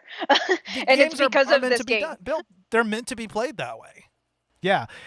And it also helps with all the different types of materia that will actually affect your HP and your MP. I mean, I had one time on my original old G PlayStation file for Final Fantasy VII, I had all my characters up to 9,999 HP and 999 MP. Fuck yeah. Like, and also like max out all their stats. Like I was very bored as a kid. I had a lot of time on my hands, so I was able to really pour a lot of different. The different items that affect that raise your stats and everything. I was able to. I had enough money that I could just go in there, buy 99 of them, and then just give them all to one character. Oh yeah, no, you master just one all materia, and you're actually set for a normal game playthrough. No, master the HP plus and MP plus materias. Those will pay out those will pay dividends later on in the game. Especially dealing with the weapons. Like you want some heavy XP for that. Well, or HP. Yeah, well, I'm just talking about like Gil, farming Gil. Oh, farming Gil is that's master a whole those other all thing. materia, and they will sell. They'll net you enough Gil to pretty much just one or two will last you the entire game. And you'll never have to worry about Gil ever again. So it's worth it to keep the materia equipped. Equip those double or triple AP weapons while you're grinding.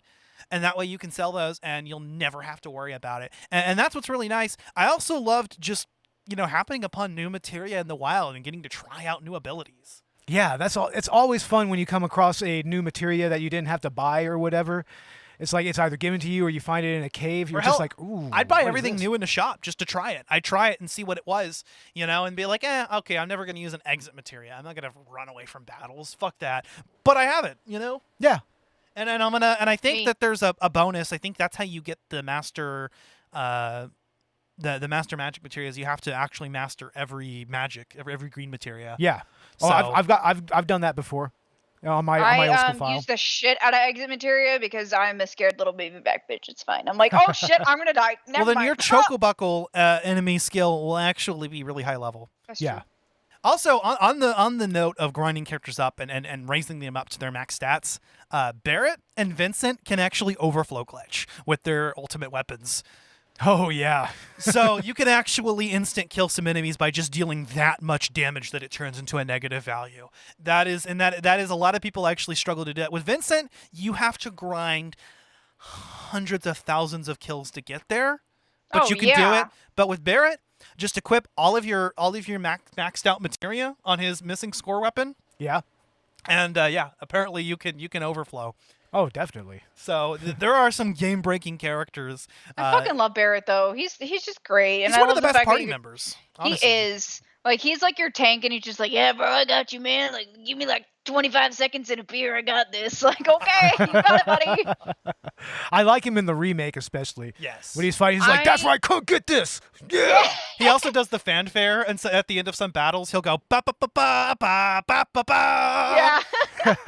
he's the most sarcastic character, and I love that about him because he's like the comedic relief, and I very much am that person. Like, I literally am the resident goofball, so I resonate with him a lot, and I know that I'm just always goofy all the time. Even in it, I can be serious, but I don't like to be because life is too serious, and he's just very much that type of person. So he's always been my favorite squad mate, like every time.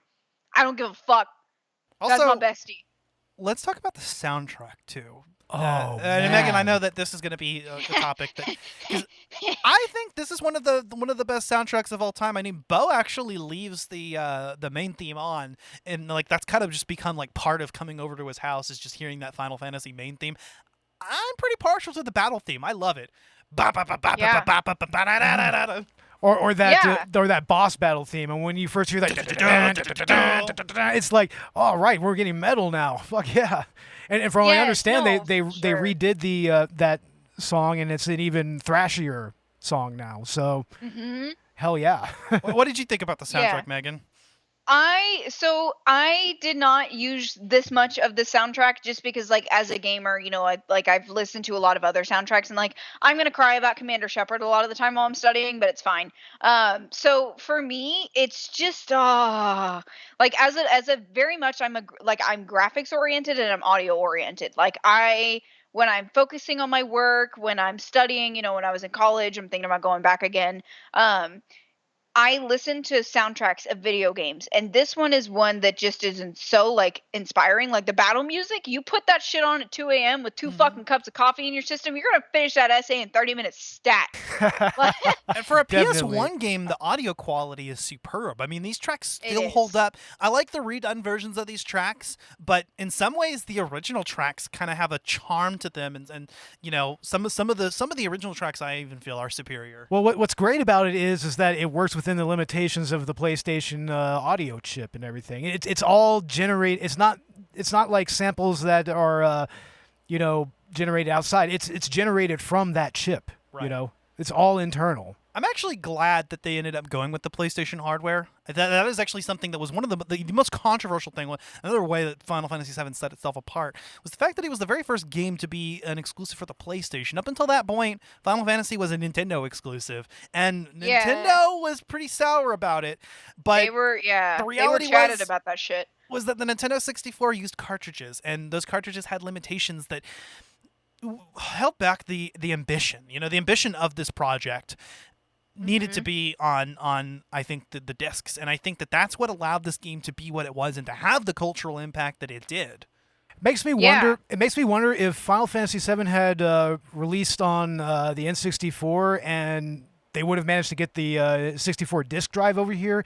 You think that may have actually helped that sell here in America? Maybe. Possibly. I'm actually Maybe. surprised because when this game began development, it was actually originally going to be on the Super Nintendo. This game Yeah. went through Yes. a lot of iterations. It first started out development so there was talks about it in late 93, but the first development started in 1994 for this game. But going back to the audio, because I don't want to skip this because Sure. it's something that I Yeah. definitely want to talk about, and it's something very important to me. So I know that I talk about conventions a lot, but something that I love so much about this game and its cultural impact is there is a whole, usually most of the time it depends on the convention that you're going to, but for example the one that I've always gone to is San Japan.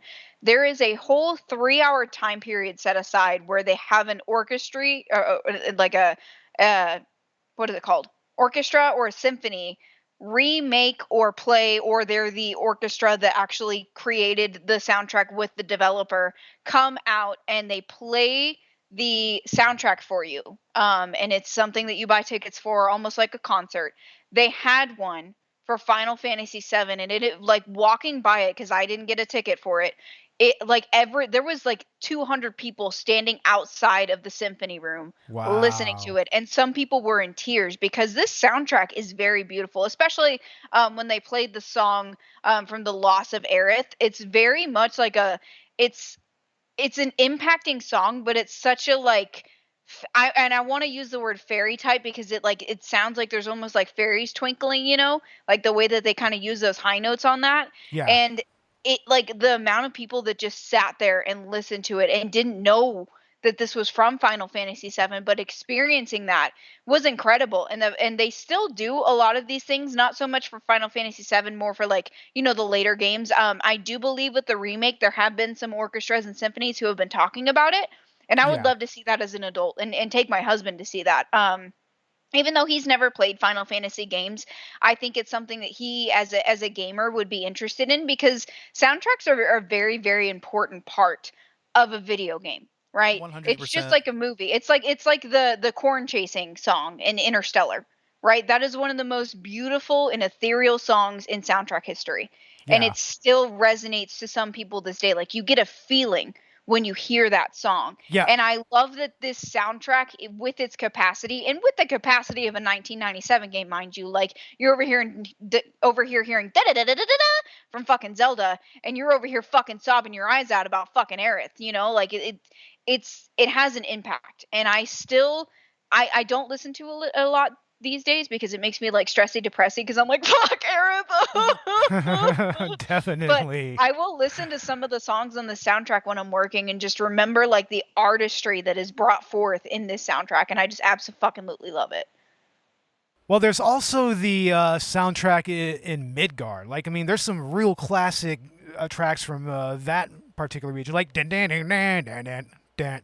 Under the Rotting Pizza. Yeah, that's Yes. a fucking fantastic song. Yeah, Yes. the Turk theme that actually is throughout the rest of the game, but it starts in Midgar. Yeah, the Turks theme, it's like this, just very subtle with like just a hi hat. It's almost like And this. it sets the tone. It really did. It set the tone for like what they thought a video game soundtrack could be. And this game really does create kind of like a blueprint for how things have emerged over time. And it's like when you watch sequences of games, especially like as like I go into like analytics of thinking about like gaming and soundtracks and stuff like that. And this is something that I talk about with one of my friends a lot in length.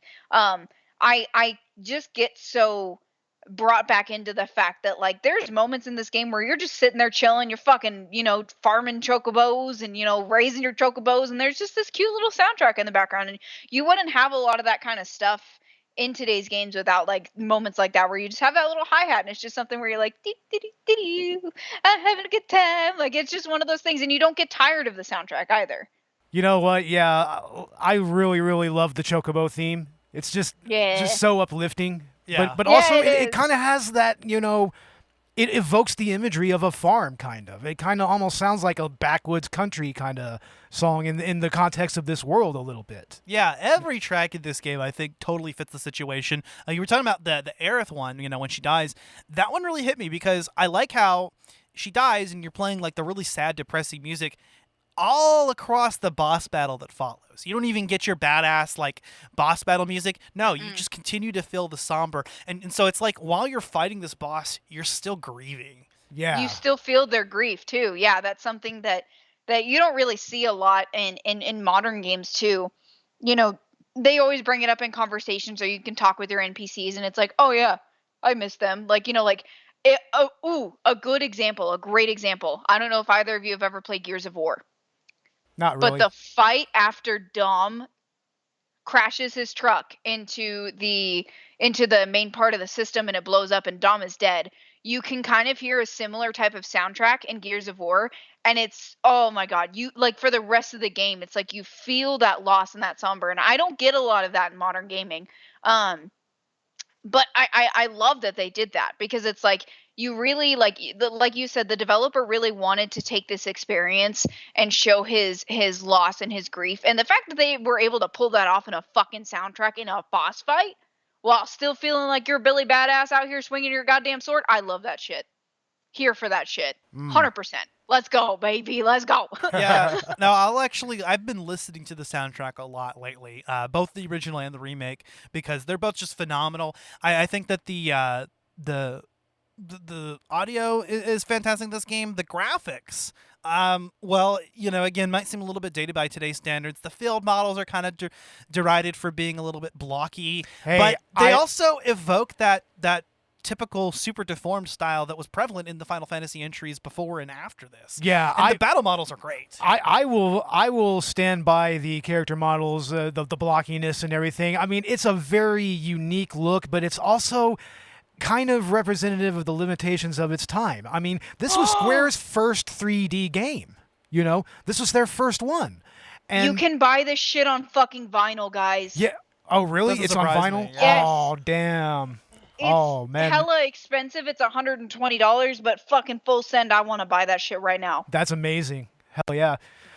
From what I can understand, you can buy little figurines of the in-game models of the Final Fantasy VII characters, and they're totally blocky and everything. But yes, you can. Yeah, it's a very unique look for its time, and I think that they did the best that they could, within the limitations of the hardware, and also with their inexperience. Hell, it's just iconic. It's so iconic that there's a mod for the remake that demakes the characters into the original. I wish they would have gone with the battle models over the field models still, but even so. I think it's just a sense of just nostalgia. Yeah. Oh, definitely. It's really awesome. And the character designs. I mean, say what you want about the graphics, but the artwork done by Nomura himself, those designs are just fucking good. They're timeless. These are timeless characters, man. Like even all the way down to Red 13 and Kate Sheath and Sid even, it's like you look at that and it's just like, yeah, they fit within the world like perfectly. Yeah. By the way, what are you guys' favorite party members?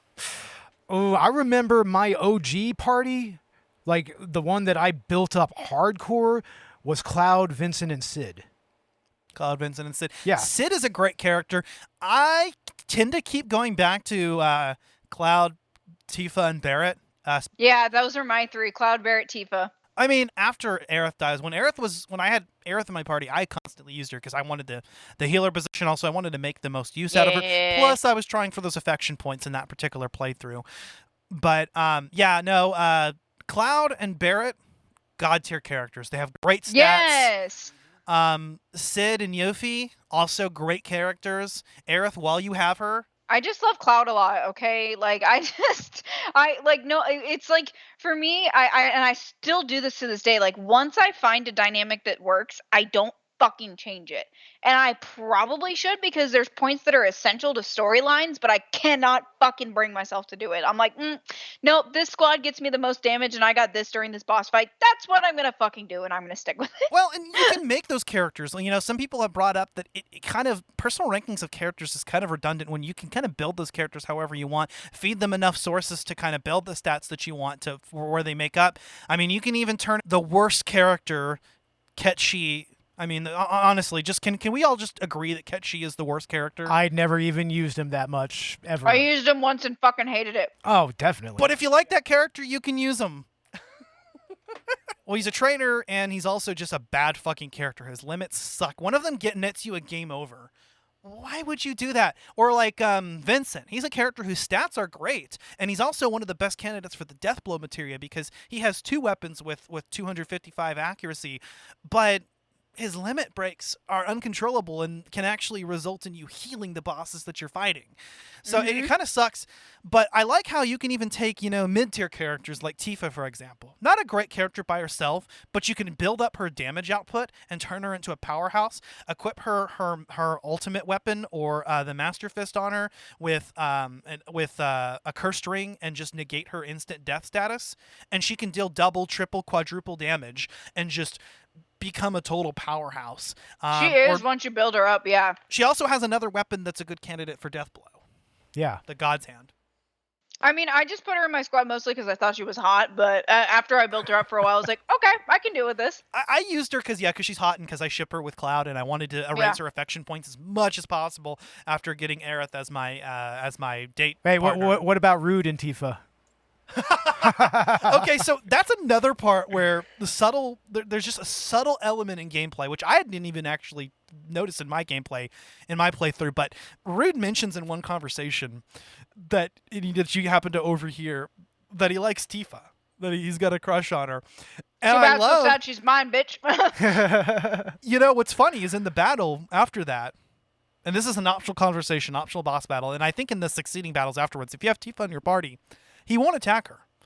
Unless he has nobody else to attack, there's a small chance that he might do it. But most of the time, he'll just be silent and he'll refuse to attack her because he's got a crush on her. Fun fact. Here for it. I just love that subtle little gameplay element that they threw in here. Yeah, masterful ways of incorporating storytelling. Exactly. Yeah. Well, damn it, she's hot. I can't fucking kill her. The Turks are great characters in their own right. You kind of grow to love, characters like Rude and Reno and Elena. I let them go. That last Return to Midgar segment where you have a chance to talk them down, I did it because there's that one part of Wutai where they're just on vacation. They didn't want to do any of this. Yeah, they're just like, hey. The Paragon in me just has to do it. The Paragon fucking shepherded me like I had to. I couldn't help myself. and so what's crazy is they work for Shinra. And they're obviously contributing to the blatant classism that is going on in the society, and they get to live among the higher echelons of society while there are people living under the slums, under the rotting pizza. Yeah. But even so, they're sympathetic characters, and that's actually explored a little bit more in the remake. We'll get into that part 2 because we actually get to see, some of the reservations that characters like the Turks have. I mean, they actually got their own compilation game before Crisis. Yeah. What was they did. What was the name of that game? Before Crisis. Before Crisis? Yeah. Before Crisis, yeah. Yeah. But so we'll talk a little bit about the legacy and some of the sequels, and then I guess we'll sort of wrap things up here because we're running on an hour and a half. But I know that we got out of Final Fantasy VII. It's one of the only titles in the mainline titles in the series that actually spawned its own series. It hasn't ever had a direct sequel, but it did get a movie that takes place afterwards, Advent Children. One of my favorite fucking movies. I want to check it out. I wanted to watch it with Beau, actually. We just didn't get around to it. You guys will fucking love it. There's Crisis Core, which we mentioned before. That's a game that actually follows Zack, a character we really didn't even get into this time. But that's a story that focuses on him that's actually an action RPG with real-time combat. And that's getting remastered in December. Dirge of Cerberus, I heard it was met with kind of mixed reception. Yeah. But it's an action RPG third-person shooter starring Vincent. Yeah. That's pretty cool, actually. I kind of want to try it out. I remember it almost playing similar to Devil May Cry, just with more RPG elements, kind of. Yeah, pretty That's much. what I remember the gameplay. So we also got Before Crisis, which is defunct. You can't play it now, I guess, except through emulation. But that actually focused on a player-created Turk character, which sounds really interesting. There's been and then there's a new game coming out for mobile called Ever Crisis that's actually going to be a reimagining, a retelling of all the compilation entries. So that we can kind of get some of the stories from games like Dirge of Cerberus or Before Crisis that are harder to play now. Yeah. So there's also Final Fantasy VII: The First Soldier, which is the Battle Royale on mobile. I tried it out. I'm not really a Battle Royale person, so I haven't really gotten extensively into it. But it looks interesting. It's running on, I think, like Season 4 or 5 now. Oh, wow. No kidding. Yeah. And we Damn. are getting Final Fantasy VII Rebirth, the sequel to Final Fantasy VII Remake. I'm sure in the next part we'll kind of discuss where we would like to see the story take place, because Final Fantasy VII Remake only covers the Midgar portion of the story, which And it's a arguably is... big fucking game. I want an alternate branch that Aerith lives. I think that's the direction they're heading in, but we'll talk about that next time. Yes, I So want. like I a still want Final that. Fantasy what if? Well, Kind of, sorta. Remake takes place on an alternate timeline, so, and they make that clear that there are timeline alterations, and so it's clear that Aerith may actually end up surviving. Yeah. Oh wow, okay. Yeah. Okay, because I've only been into the intro. Like I said, I haven't been too far into the game, which I am very, very excited, and I can't wait to talk about it. Especially, like coming from, talking about this game, and we'll talk about the next game. And the fact that Beau's playing it and he's more of a retro gamer, I'm so proud of you, buddy. Yeah, he played it with me last night. Yeah. I played like the first couple of hours or so. You know what's funny is I was having some flashback moments, because I remember we were in the very beginning of the game. The first time you showed me Final Fantasy VII, let me play, you were kind of trying to teach me how to play and giving me tips. And we were in the same fucking section of the game, the Mako Reactor 1 segment. Yeah. And then the reverse was true, and I was teaching you, and I was giving you tips, and you were having a hard fucking time with those shock troopers. Oh, And man, those Scorpion battle, man. Oh man, they were fucking kicking my ass. I'm just like, what the fuck, man? Wow.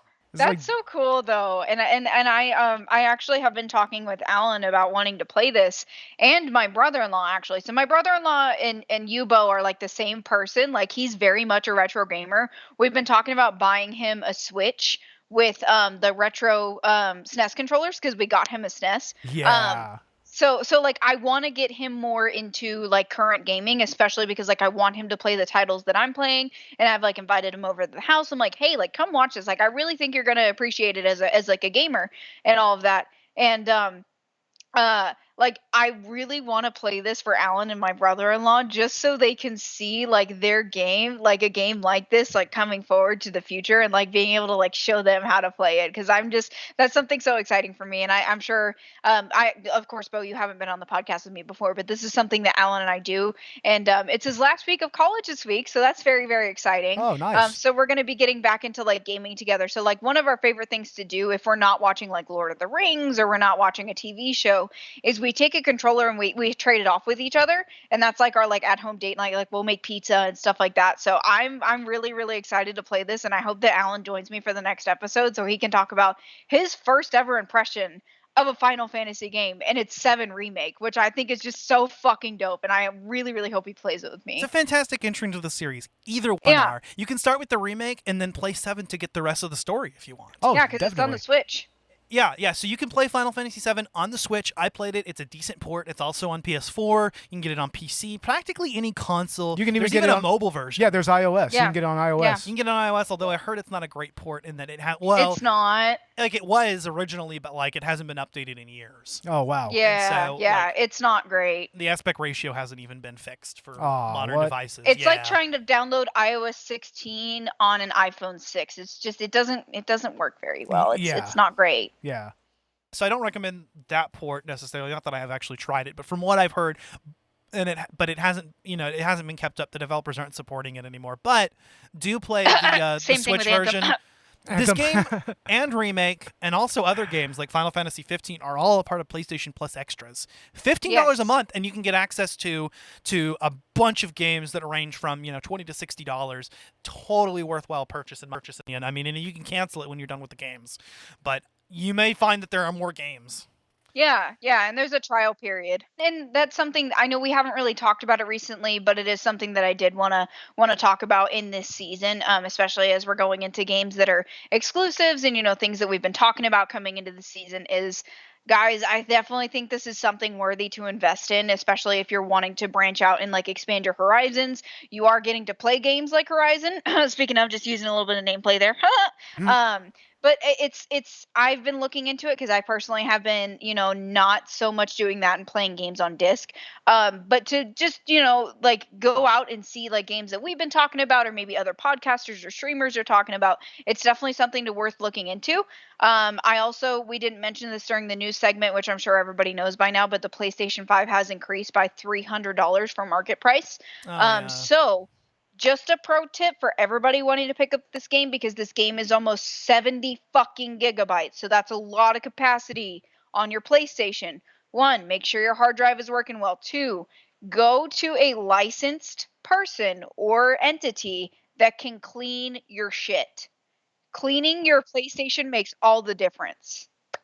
Yeah, this game overheated, or sorry, I want to say remake actually overheated my PlayStation Yeah. a couple of times. Not as bad as other games do, though. Yeah, Horizon did that shit to you so much, but yeah, definitely it's $50. I did it to my PlayStation 4 and I've been playing some high capacity games on that shit and it's working like it's brand new. And this thing is a first generation PS4. So she's pretty old. She's a little old lady. She's running on some old stuff, but she's able to, do what she needs to do. So guys, please get your PlayStations and Xboxes cleaned. And I definitely wanted to bring that up in this episode because I think especially as we're coming forward into the season, we're talking about a lot of PlayStation games. This is something that I highly, highly, highly recommend you do. It's a great worthy investment, especially if you want to have more longevity in your system, especially because PlayStation doesn't know how to keep continuing to make fucking shit for the market, and I still can't find a PS5. Yeah. God damn it. Yeah, no kidding. Sony, get on your shit. Microsoft's kind of figured it out. You can actually buy an Xbox Series X or S, but PS5, and it's really sad because I want to get one in time for Final Fantasy VII Rebirth. I want to play the Yuffie intermission DLC for remake. I want to get one for Ragnarok. Well, yeah, Ragnarok too. I mean, thankfully, we're still going to be able to play it on a PS4, but it's not optimized for it. Yeah, and that's something that's really depressing for me. And I did talk about this, and I mentioned that I would talk about it from TikTok and on the podcast as well. Is I really, really, really wanted to see, if not a Final Fantasy edition, because I thought that would be super cool. Like, I want an exclusive edition PlayStation. And the fact that they're not able to bring that to the market and be able to give that and get like an engraved one or get a different cover plate, none of that is available because they just can't produce the PlayStations, and I'm really, really upset by that. I know that the industry is suffering and that there's a problem because of the economy getting the parts, but hey, if Apple and Microsoft can still deliver products, Sony can too. I will say that the only times I've ever seen a PS5 like in the wild has been at pawn shops. Like both times I've actually seen a PS5 in its physical form has been at a pawn shop. Never at a Walmart, never at a Target. Not at Best Buy. Not at Best Buy. You have to be on a waiting list with Best Buy. What the fuck? I finally got the email that I could actually that I could purchase a PS5 from Sony, but I'm broke right now. Damn it! It only took like a year. I was on the email list and I decided to skip it because we got Alan a Xbox Series S for his graduation present. So that was something that we kind of went in and did instead. But I definitely want one, and I definitely want to be able to play Rebirth on it and play, all the new games on it. But we'll see what's going to happen. I'm definitely not happy with PlayStation right now. I will say that. Well, alrighty, folks, we've gone on long enough. Beau, let's go ahead and get into your final thoughts on Final Fantasy VII. It is quite possibly the most paradigm-shifting game that was ever released. Like, this side of, like, Doom, Yeah. I mean, it brought JRPGs to the West and actually made it cool, Mm-hmm. It was a very niche kind of nerdy thing before, but, like, when that came out, you started to see people really get into stuff like like the other Final Fantasies and also other PlayStation era RPGs, which is just my jam. Just PlayStation RPGs are just my jam. Suikoden, what's another one? Eco, yeah. What is it? Shadow of the Colossus. Yeah, Shadows of the Colossus. Yeah, those are good games. Those are PS2 more than anything, but yeah. But also, Legend of Dragoon, Legend of Legaia, Azure Dreams, it pretty much opened up the door for all of that to come here and actually be viable. We even got around that time we even got re-releases of games like Lunar Silver Star Story and everything, and you also had stuff like Star Ocean and Saga Frontier. Final Fantasy VII opened the door for all of that. And that legacy is still being felt today, I'm going to tell you the truth. RPGs nowadays, without turn-based combat, to me, it just doesn't feel the same. It seems like every RPG nowadays is just an action RPG. But this style right here, it's just so classic. It's so accessible. The battle system, anybody can get into it, And, the story is just, it's heart-rending, You feel every painful moment. You feel every joyful moment. And even to this day, it still elicits that response from me. It's why to this day I'll still go back and I'll play it and I'll just sit there and grind shit out. It's just still a fun game to put on and a fun story to experience, and there's so many different ways you can experience it. Hell yeah. You know? So that's why I feel that this is a game that's important to me. It was very important to my formative years, even influenced by politics to a degree. You know, like the left-wing angle, it influenced my politics there as well. So, I mean, there's a lot of me in that game. Hell yeah. That's what I kind of feel like. That game is a huge part of me, personally. So, what about you, Megan? I can agree with that, and I respect that, and I really, really like that you said that. That's really awesome that this game is very much monumental to you, because I know that you've never been on podcast episodes with me, and this is I think our first episode together. I believe so. Yeah. I haven't ever really gotten to know you outside of just hearing about Collateral Cinema. So that's cool that that there's a game that kind of ties people together like that. For me, Final Fantasy VII was a huge part of my childhood, as much as any of the games that have been released for Final Fantasy. And I love the entire universe, if I can put it into a context of Final Fantasy. And it's a beautiful, incredible game. I feel like it really set the blueprint for a lot of things that we're seeing today. And it's very much a very heart impacting, like you said, story. And it's such a beautiful game. And I think it's something that can be told throughout generations of people and of gamers. And going into, talking about the next episode, I'm really excited to see, the resurgence of the Final Fantasy kind of universe here, kind of come forward and bring forward new gamers and old gamers alike. It's something that can, unite all of the gamers together that have played this series. And I love that. And I love all of the characters in this series. I still talk about Cloud to this day and his big old fucking Buster Sword. I love him. and I can't wait to see, more about Final Fantasy VII outside of Advent Children, because I never really got to talk about that in this episode. But in the Final Fantasy VII universe of itself, Advent Children was beautiful. And I just love that we're being able to talk about this today and that there's more coming forth. And I can't wait to see how they're going to tie in that stuff to the future. I have a proposal for you regarding Advent Children. Stay tuned after the episode. Okay. Yeah. Also, I'm going to say this. Final Fantasy VII, this is going to be pretty much the doom of RPGs, in that it can just infinitely be ported to all... It's going to be ported over and over again for generations. That's Skyrim. Yeah, like Skyrim, pretty much. It's the Skyrim of JRPG. Yeah, there you go. Yeah, it's just going to be continuously be ported. The GTA 5. Yeah, it's going to be ported over and over again, in ad infinitum, probably. Probably. There'll be a time where you're going to be able to play that shit on a fucking... implant in your head. Play it in your head, but play it on a fucking smart refrigerator or something like that. They found a way to play Doom on that shit. They can find a way to have Final Fantasy VII on there. Yeah, no kidding. I stand by everything that you guys said. I think that this game is not only important personally, this game is important to gaming. This game is important to dare I say, parts of our general culture. I want to say, as gaming is a form of escapism, having something this monumental from 25 fucking years ago really set the bar. I mean, I've heard even among, Final Fantasy plots, this one really stands out. It kind of goes beyond the get the crystals plot line. I mean, this was actually planned out. Nomura and Sakaguchi and everybody else that worked on this game did a phenomenal job. And absolutely. I think this holds up. I think that this will outlive any infamy that Nomura has gained from the Kingdom Hearts. Oh, yeah. I believe that this game is and still important, still relevant today, holds up extremely well. You need to play it. In fact, in part 2, we're going to explain why you need to play both this and the remake. They are both games that are completely different, and they both need to be played. And I think that, go ahead and if you've gotten through this entire spoiler episode and you haven't played Final Fantasy VII, go play it. I recommend the Switch port. It's great because you can take it wherever you go, and it's actually a good port of the game. And it even has some neat features that make that make the game a little bit easier to play. And if you're a collector and you don't have this in your collection, what are you doing? Oh, you need to track down the physical copy of this game if you collect. It's essential. Yeah, so there is a reason why this is the most critically acclaimed game in the series.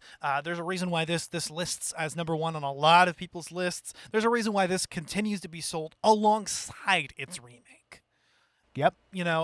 Square actually continues to release digitally both versions of the game. So that actually really that's says something to say.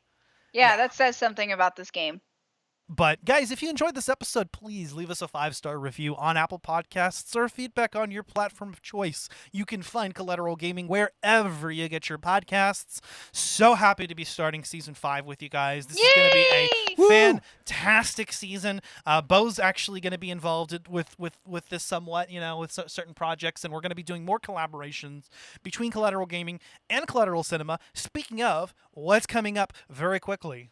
Season 6 of Collateral Cinema is coming up, and we are starting the season off with an all-time classic disturbing movie, The Human Centipede first sequence. Oh, no! Oh, yeah.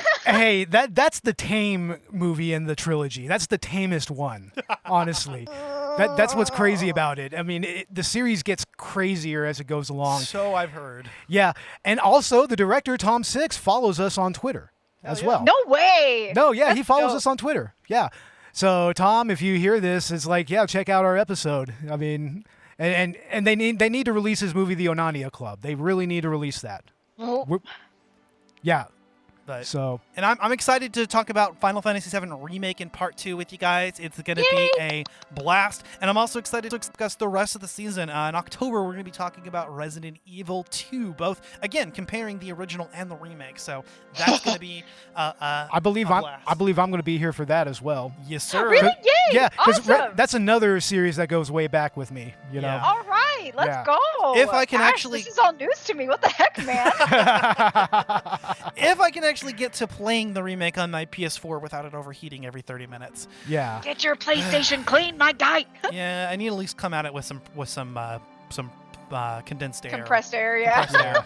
Yeah. But anywho, you can also check out Collateral Gaming and Collateral Cinema on our social media outlets. We're on Facebook, Instagram, and Twitter. Check us out on Patreon as well, because we will be releasing and continuing to release exclusive content, Let's Play We're video getting game there. commentaries. We're getting there. And for our Patreon, we're going to go ahead and start releasing a commentary a month from here on out. Oh, wow. Okay. That's awesome.